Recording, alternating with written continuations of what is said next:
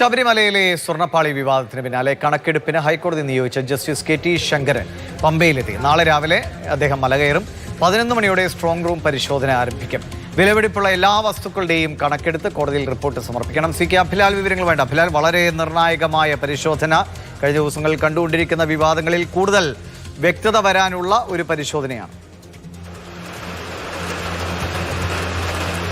അതെ, പ്രധാനം എന്നുള്ളത് ഹൈക്കോടതി നേരിട്ട് പരിശോധിക്കുന്നതിന് സമാനമായ ഒരു പരിശോധന തന്നെയാണ് 2 ദിവസങ്ങളിൽ പ്രതീക്ഷിക്കുന്നത്.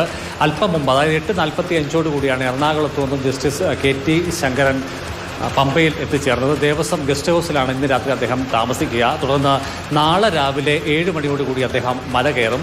രാവിലെ 11 മണിക്ക് സ്ട്രോങ് റൂമിലെ പരിശോധനകൾ ആരംഭിക്കും എന്നുള്ളതാണ് ഹൈക്കോടതിയുടെ ഉത്തരവിൽ നിന്ന് നമുക്ക് ലഭ്യമാകുന്നത്. ശനി ഞായർ ദിവസങ്ങളിൽ ശബരിമലയിലെ സ്ട്രോങ് റൂമിൻ്റെ പരിശോധനയാണ് ഉണ്ടാവുക.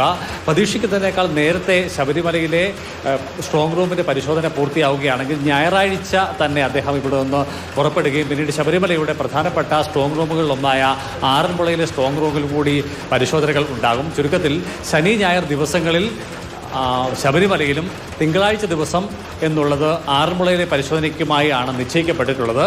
പ്രതീക്ഷിക്കുന്നതിനേക്കാൾ നേരത്തെ സന്നിധാനത്തെ പരിശോധനകൾ പൂർത്തിയാവുകയാണെങ്കിൽ ഞായറാഴ്ച ഉച്ചതിരിഞ്ഞ് അദ്ദേഹം ഇവിടെ നിന്ന് പുറപ്പെട്ട് ഞായറാഴ്ച വൈകുന്നേരത്ത് തന്നെ ആറന്മുളയിലെ പരിശോധനകൾ ആരംഭിക്കുമെന്നുള്ളതാണ് നമുക്ക് ലഭ്യമാകുന്ന വിവരം. ഇതുമായി ബന്ധപ്പെട്ട പരിശോധനകൾക്ക് സ്മിത്ത് അടക്കം ടെക്നിക്കലി സ്കിൽഡ് ആയിട്ടുള്ള ആളുകളുടെ സാന്നിധ്യം കൂടി ശബരിമലയിലെ പരിശോധനയിൽ ഉണ്ടാകുമെന്നാണ് മനസ്സിലാക്കുന്നത്. ദേവസ്വം മഹസറിൽ രേഖപ്പെടുത്തിയിട്ടിരിക്കുന്ന അമൂല്യമായ വസ്തുക്കളുടെ എണ്ണവും തൂക്കവും അടക്കം താരതമ്യം ചെയ്തുള്ള ഒരു പരിശോധനയായിരിക്കും ശബരിമലയിലും പിന്നീട് ആറന്മുളയിലും ഉണ്ടാവുക.